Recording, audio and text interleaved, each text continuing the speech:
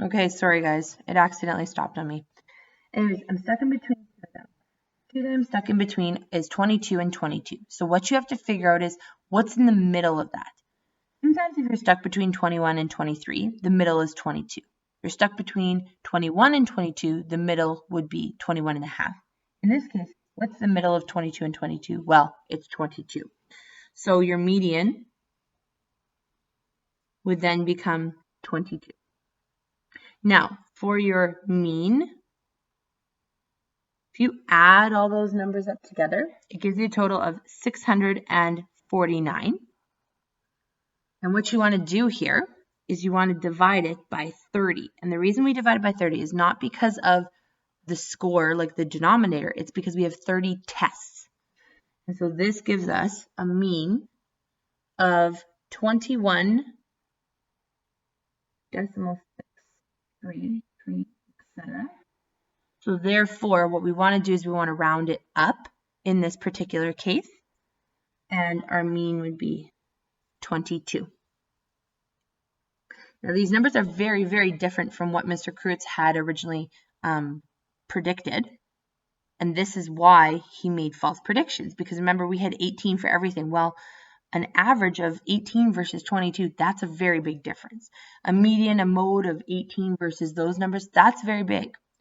So the class average in this case is actually, sorry, I'm losing my question. Okay, the class average is actually 22 out of 30. And Mr. Kreutz assumed that the sample of the 5 student works was representative of the entire class. This is very false. Mr. Kreutz possibly considered too small of a number of students when creating his sample, which did not represent the population. So that's why we considered false, is simply because he maybe didn't consider enough samples. If he would have maybe considered 15 of them, he might have been a lot closer to his mode, median, and mean, which would have allowed him to not have a false prediction necessarily.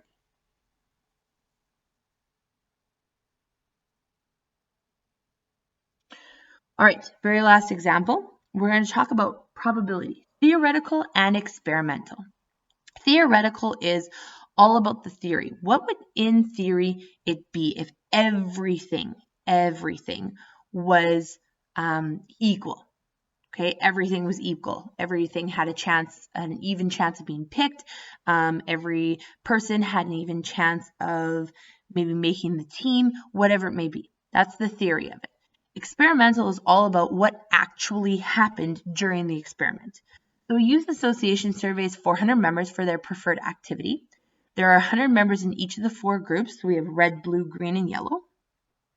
And the activity is chosen from the Youth Resource Center is right here: swimming, rock climbing, movies, and bowling. So so out of the red group, 14 people out of 100 picked swimming, 9 people for rock climbing out of 100, 40 people out of 100 picked for movies, and 37 out of 100 picked for bowling. Okay? So what's the probability that a member of any group will choose swimming? Now, when we're discussing that, there are 2 types of probability, as I said. So we're going to go through that right now. So the theoretical probability of choosing one of the 4 activities is 1 over 4, because that means that I am choosing one activity, but there are 4 possibilities, which also equals 25%, which also equals 0.25. There are 3 ways that you can write your probability. And now, this P right here represents probability. So what is the probability of choosing swimming? Okay. So how does that look? Well, we would just rewrite it out like this, in this format here, equals 25%. Okay, so that's how you want to actually write it. I just introduced it like this originally. Now we're going to introduce it more like this. So the probability of a member choosing swimming is 1/4. Since there are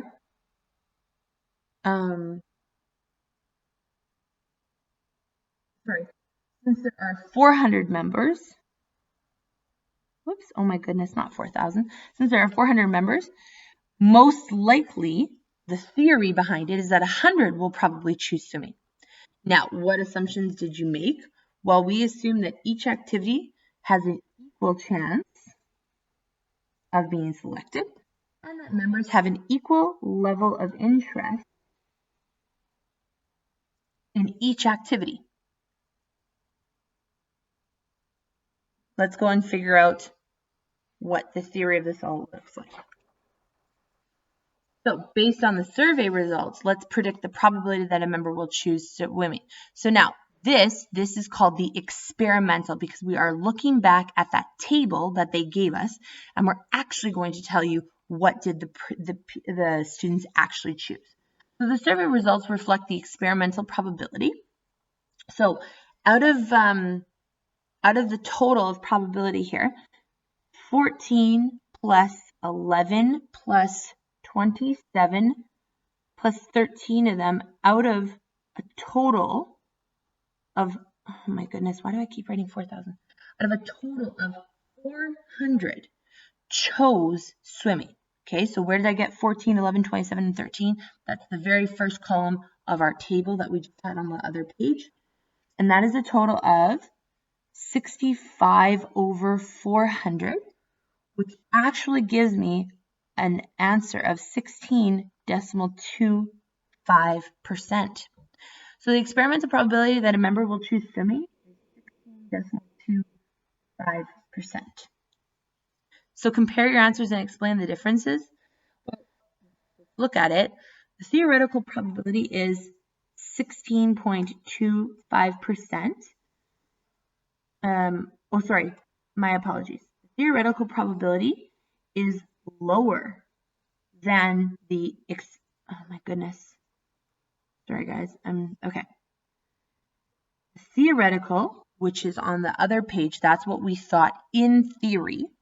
It's higher than the experimental probability.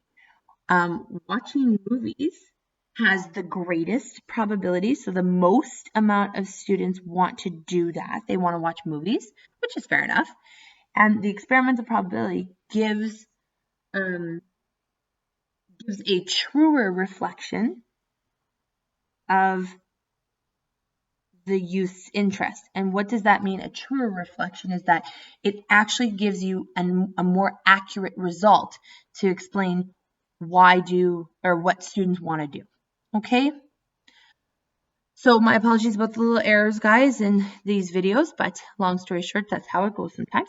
If you have any questions, I know this one might be a little bit more up certain people's alleys to really be able to do this math. Other people might struggle a little bit more. Please just, guys, send me messages, email me, preferences using Teams, obviously. But just let's talk it out, let's discuss, and let's go from there. Okay, guys, I'm always here to help you.